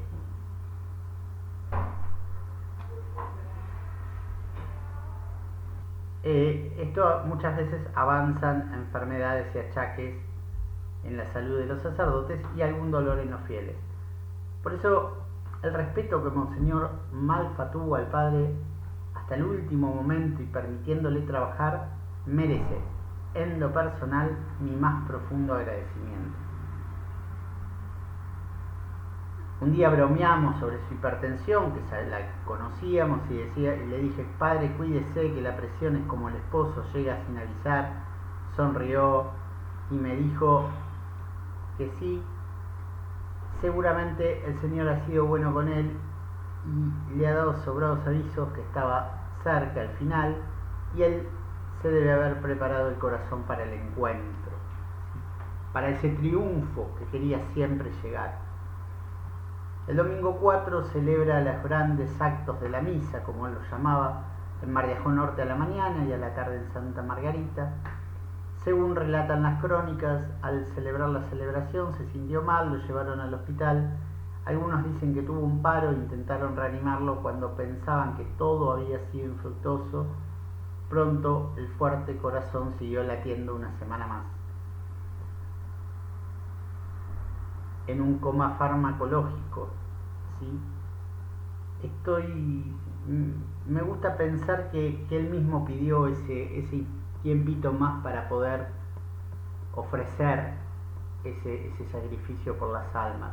En aquellas horas de terapia, de soledad y de silencio no deben haber faltado a la cita para consolarlo Jesús, José y María, como tantas veces invocó y nos hizo invocar en la poscomunión, luego del alma de Cristo y antes del rezo al ángel de la guarda, diciendo: Jesús, José y María, asistidme en mi última agonía. El domingo 11, poco después de las 20, la directora del hospital de Mardiajó había dicho que había fallecido el padre Emilio. Había llegado el momento de descansar, se había consumido la vela que iluminaba con la luz de Cristo. Ya había llegado el tiempo de la feliz eternidad.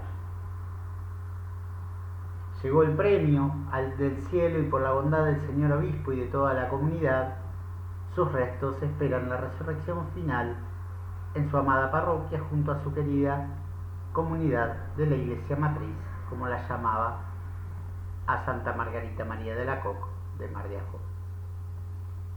Seguramente, y ya lo es, aquella tumba, lugar de peregrinación de muchos que hemos conocido al Padre Emilio. Mientras tanto su alma está segura en el cielo y con él, y él, como Santa Teresita, lo debe estar pasando haciendo el bien. Su personalidad ha sido muy fuerte. Y por ahí algunas cuestiones han dejado una imagen desdibujada. Una de las barreras que él tenía era el idioma. Él sabía de esta barrera y se esforzaba por lograr, pero nunca logró una comunicación fluida. En este tiempo yo he determinado o he pensado o he validado que me parece que la comunicación no ha sido fluida, fundamentalmente porque él seguía estructurando su mensaje en esloveno. Y es muy difícil después pasar al castellano.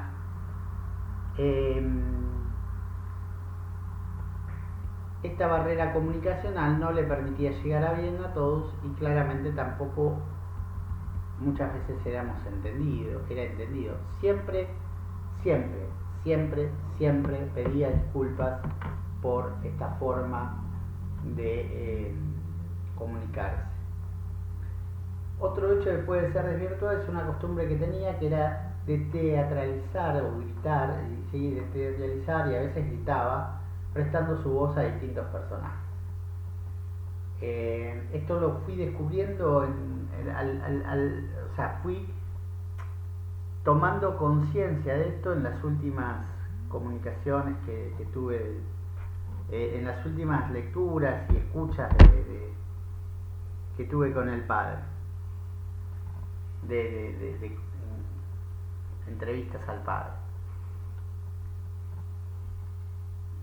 En la entrevista que le hace Guillermo Favale se ve, por ejemplo, cómo marca los gritos y las amenazas de los autoritarios y la voz suave de su padre. Esto era muy común en sus homilías y a veces nos quedaba la idea del cura que gritaba y no del cura que estaba hablando y diciendo muchas cosas en esa forma de hablar.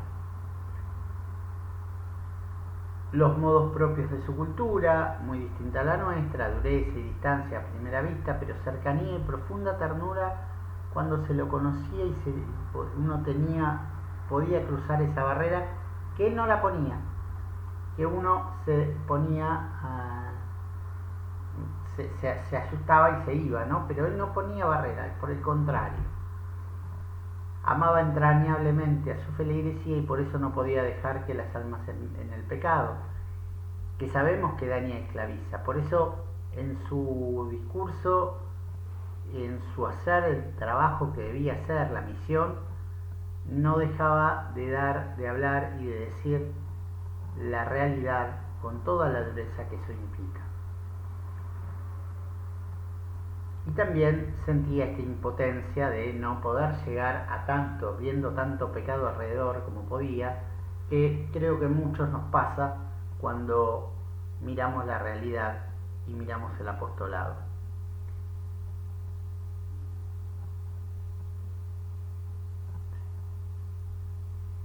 Él fue testigo de la negación de la fuente de la vida y por eso fue testigo del odio, fue testigo de la muerte, fue testigo de todo aquello que no podíamos llegar a ver nosotros, y entonces sembraba sin descanso en tierra fértil, en tierra entre las piedras, y seguro el Señor, el dueño del campo, ha podido recoger en muchos una valiosa cosecha, como podía, como le salía. El padre Luis Monte dice que la sangre de los mártires grita: la vida es corta y hay que ser santo. Y el padre, de alguna manera, fue un mártir, fue un testigo que nos acercó y nos decía eso, nos llamaba a eso. Nos llamaba a la santidad. Hombre de una sensibilidad exquisita. Hombre de una sensibilidad exquisita, como dice Monseñor Malfa, ¿no?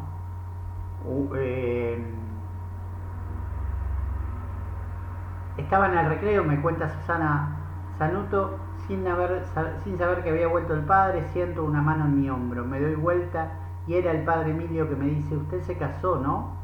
Sí, padre, le respondo. Entonces tome, esto es para usted. Era un rosario de cristal de roca, un gesto de enorme sensibilidad, de enorme cariño en medio de su tosquedad. Fanny Agrelo de Negretti nos cuenta cómo a ella y a Luis, su esposo, los recibió con mucho amor, cómo los hizo parte de la comunidad. Cuando su esposo enfermó, sintieron mucho la compañía del padre, los acompañó, estuvo pendiente de la evolución del esposo. También cuando se enteró que había fallecido, se emocionó mucho y prometió que siempre rezaría por su alma, interesándose especialmente por su hijo, que había quedado sin papá. Horacio me cuenta que, como él se sabía todas las oraciones, el padre tomó le tomó una prueba, vio que eso y le dijo que lo esperaban al otro día en la misa de 10, y ahí delante de todo el mundo lo presentó como un modelo para el barrio y le dio una medalla al mérito. Lo que generó en ese chico fue genial, lo hizo mejorar en la escuela, tener confianza en sí mismo y sentar las bases para una vida de adulto mucho más fuertes. Gestos de humanidad fundada en la verdadera caridad, fuente de toda obra cristiana. Un santo triste es un triste santo, dice San Francisco de Sales, y sabemos que el padre Emilio era un hombre, como dice Fanny, lleno de alegría por ese amor a Dios y a la Virgen. Como él anunciaba su cumpleaños, ¿no? Falta tanto para los 100. Claramente su humor era sencillo, era muchas veces incomprendido, pero era un sano humor con un carácter difícil, lo que para mí lo hace más virtuoso. Rápidamente planteemos algunas notas sobre su sacerdocio. Un sacerdocio configurado con Cristo. Es la imagen del buen pastor que no quiere quedarse con las ovejas de su rebaño, busca a todos. Es consciente del enorme don, ¿no? Dice claramente, más de una vez dijo, no merezco ser sacerdote, y cuando Eduardo de Favale le pregunta ¿por qué? Porque somos débiles en este sentido, el sacerdote necesita una persona más completa, más segura. Mire qué grandes luchas que tiene el sacerdocio hoy. Mire qué grandes luchas que tiene el sacerdocio hoy, ¿no? Una crisis muy grande. Claramente él habla de la grandeza del sacerdocio y él se sentía un poco débil para tanto, ¿no? Sacerdote celoso, claramente tiene un celo apostólico maravilloso. Él apunta a tanto y ese celo a veces lo lleva a tener que la gente no le gustara tanto, ¿no? Porque él decía lo que tenía que decir, lo hacía como lo tenía que hacer. Dice el locutor de Canal 11 cuando lo despide: a ese cura que de tanto retarnos cuando niños nos terminó ganando el corazón. No llevaba enojo sus rezongos, era la pasión por el sacerdocio que guiaban sus impulsos. Su celo sacerdotal, una virtud, una gracia que el Padre tuvo hasta el último suspiro de su vida. Fue pastor, ¿sí? Pastor de almas, pastor que busca salvar las almas. Por eso, claramente, fue imagen del buen pastor. No conocía el sacerdocio conocía el sacerdocio de la entrega, conocía el sacerdocio de los sacramentos, conocía el fiel, cuando el fiel lo necesitaba, ahí estaba, sentado en el confesionario, dispuesto a confesar, enseñando catequesis, dispuesto a la charla espiritual. Sacerdote, pastor, junto al rebaño, pastor que hacía presente al buen pastor.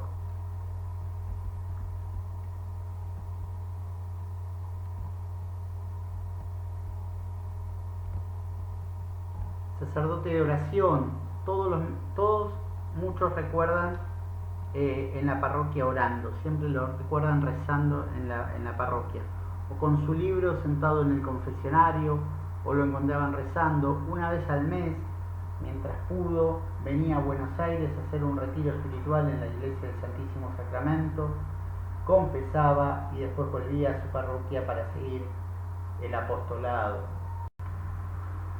Era consciente que la oración era la esencia del sacerdocio.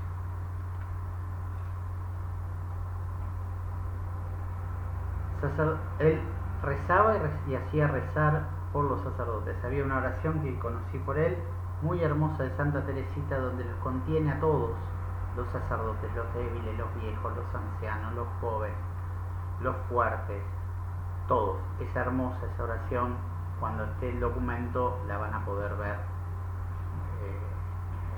impresa. Era un sacerdote de la iglesia, amaba la iglesia, tenía un cariño muy especial por los obispos, por el Papa, por Juan Pablo II, lo llamaba el incansable sembrador y recordaba con cariño sus encuentros con Pío XII y con Juan XXIII, el Papa bueno, sacerdote de la iglesia con el Papa, los obispos y los sacerdotes, quienes tenían una cercanía muy especial. En las distintas entrevistas que le hacen a Monseñor Malfa, se ve con claridad esa relación cercana del padre Emilio con el pastor, que se había iniciado cuando el obispo era un laico. El padre José Carlos me escribe diciendo que era un gran hermano y amigo. Desde que llegué a San Bernardo en 1984 nos acompañó mutuamente.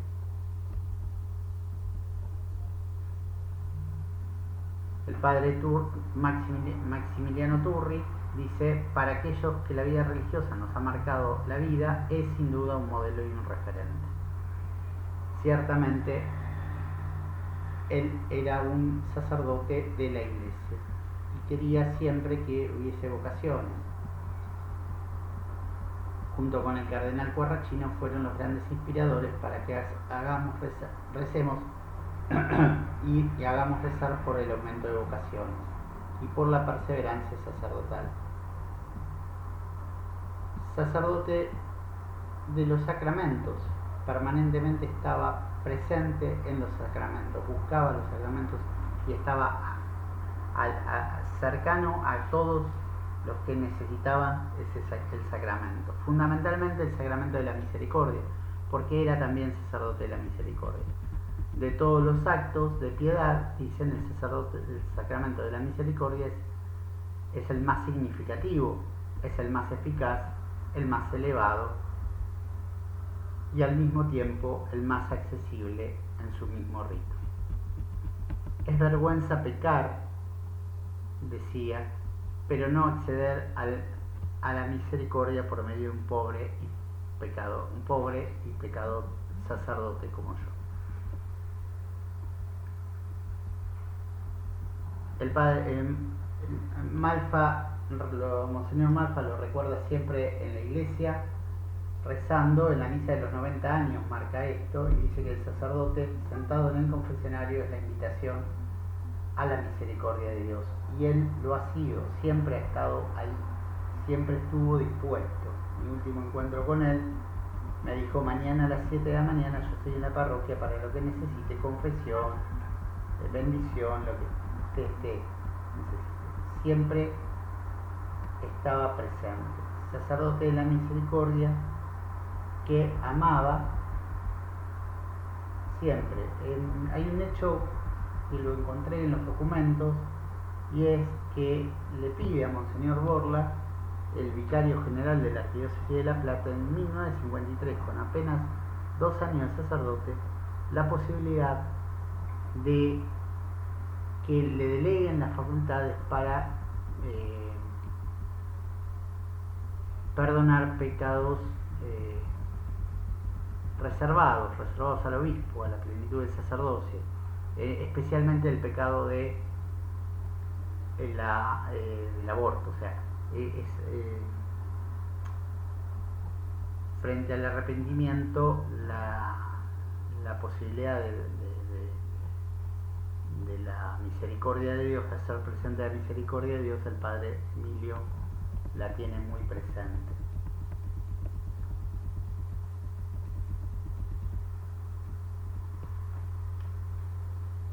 La misericordia con los difuntos, cuánto rezaba por aquellos que están por morir en estas horas. En mis 50 años solo se le escuché a un solo sacerdote, además del padre Emilio. Piedad para aquellos que no iban a tener el auxilio, él ofrecía los mayores bienes. Y luego añadía en la misa: por todos los muertos, especialmente los que nadie reza por ellos. Hay millones, decía. Estas oraciones no eran discos rayados, eran expresión que brotaba del interior de un sacerdote de la misericordia. Misericordia que inclusive tuvo con aquellos a quienes aquellos que lo maltrataron, ¿no? Dice, Guillermo Favale le dijo, usted es humano, en algún momento no ha tenido la sensación de vengarse de alguien, y él dice, ¿no tienes una satisfacción en vez de vengar, de perdonar, en vez de odiar, de amar? Y hace referencia a la conciencia que llama al hombre a la bondad y repite que la satisfacción verdadera es si respeta las conciencias que dicen no obra mal, hágase bueno. Claramente el Padre con aquellos que tanto le dieron, que tanto lo lastimaron en aquellos años oscuros de la Segunda Guerra Mundial, repitió con Cristo, Padre, perdónalos, no saben lo que hacen. Amaba la Eucaristía y por eso la celebraba con particularidades, pero con una hermosísima pureza. No hizo iglesias muertas, hizo lugares donde formó comunidades en torno a la Eucaristía, en torno a la iglesia.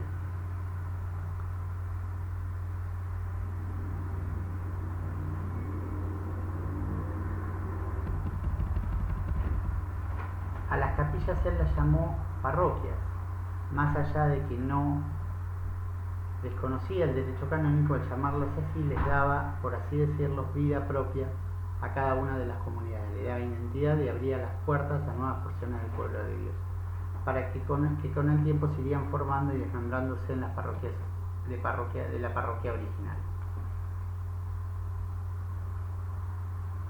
En la misa está atento a cada acto de amor, está atento para preparar todo, para que estuviese todo perfecto, y dentro de la misa fundamentalmente lo que nos enseñaba era a vivirla con pureza, con grandeza. Sus homilías emocionaban y siempre firmes y llenas de confianza y de fe, dice un testimonio, ¿sí? Y por momentos había algunos gritos, y benditos esos gritos que despertaban el alma dormida. En la semana dedicaba tiempo a contarnos las historias de los santos, ¿sí? Para que leía con mucha atención y piedad. Levanten la cabeza, miren al Señor, les dijo una vez a los fieles cuando él levantaba el augusto sacramento. Este relato se grabó en mi adolescencia y me bastó para educar mi postura interior y exterior en la misa. En sus años más jóvenes, antes de tener ministros, él daba la comunión de un lado al otro del altar, como si hubiese comulgatorios, y a uno. Y terminaba siempre la misa con una hermosa palabra, también antes de comenzar, ¿sí? Antes del canto, que también era un punto muy importante en la Eucaristía. ¿Sí? El canto era algo que él le gustaba, y entonces siempre decía, daba las palabras del gran acto de amor que íbamos a vivir y por quien lo rezábamos, y levantaba el dedo y decía, y cantad.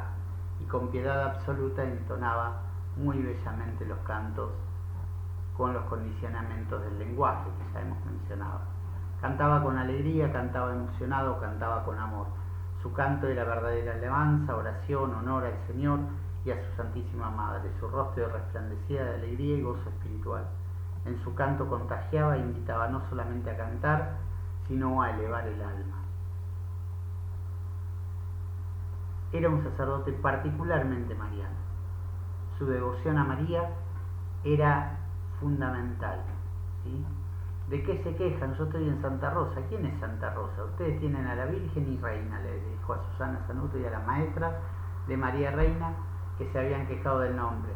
No iban en detrimento de Santa Rosa de Lima, sino para marcarles la grandeza de tener como protectora nada menos que a la Theotokos, a la Madre de Dios. Devoción que aprendió desde chico seguramente. Eslovenia tiene como patrona a María Auxiliadora. Recordemos que peregrina a Lourdes y Fátima y Santander para pedirle el reencuentro con sus padres. A ella le dedicará todas las nuevas formaciones: María Reina, Nuestra Señora de los Dolores, Nuestra Señora del Buen Viaje, la Virgen de Schoenstatt, la Madre Dolorosa y la ermita de la Virgen de Luján, que ya había sido diseñada por el párroco anterior. Llevará a la comunidad al santuario de Luján anualmente. Él vive la verdadera devoción mariana, por eso siempre ha confiado en su cercanía y protección todas sus obras. Nos exhortaba a tiempo y a destiempo a honrarla, a amarla, sobre todo a confiar en ella, a dejarnos guiar por la Madre que desde el Calvario se hizo nuestra Madre. Ella, Madre, Reina y Maestra, nos acompaña en todo el peregrinar por los ásperos caminos del desierto.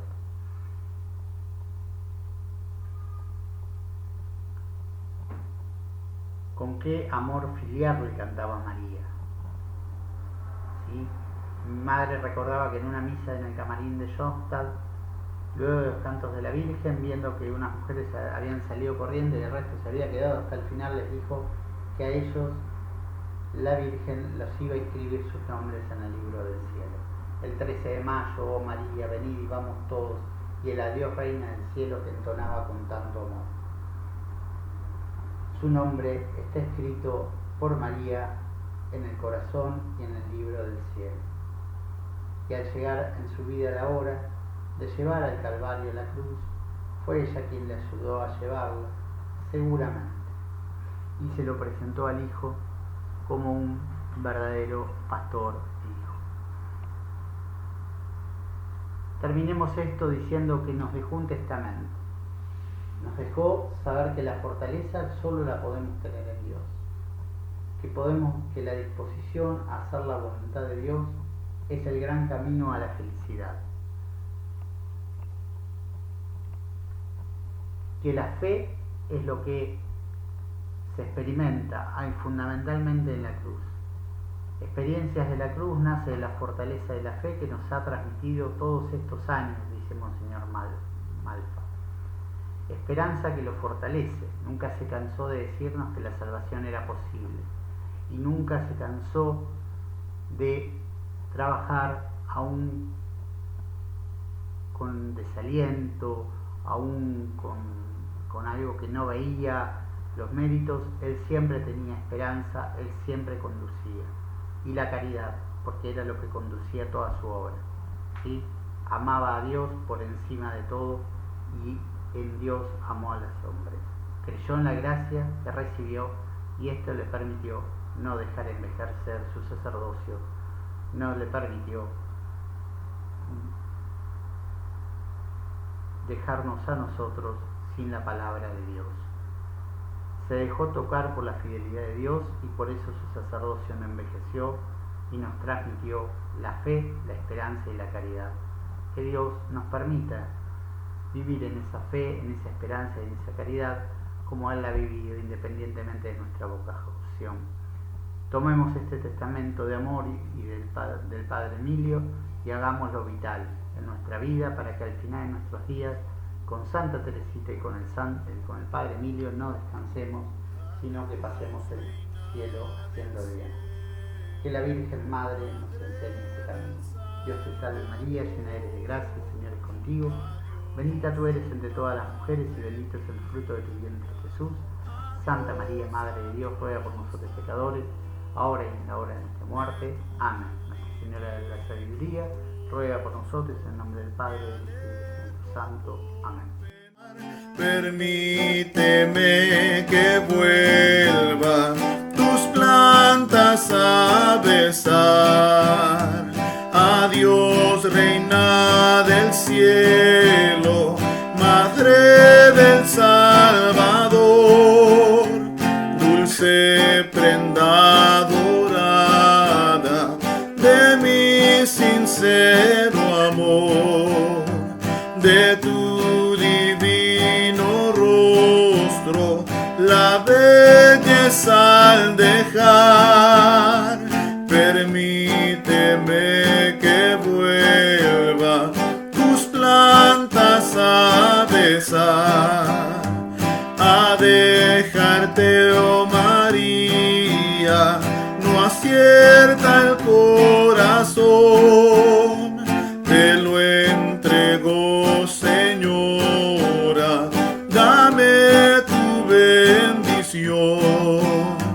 Adiós, hija del Padre, madre del Hijo, adiós, del Espíritu Santo, oh casta esposa, adiós, adiós, oh Madre Virgen, más pura que la luz, jamás, jamás me olvides delante de Jesús. Adiós del cielo encanto, mi delicia y mi amor. Adiós, oh Madre mía, adiós, adiós, adiós.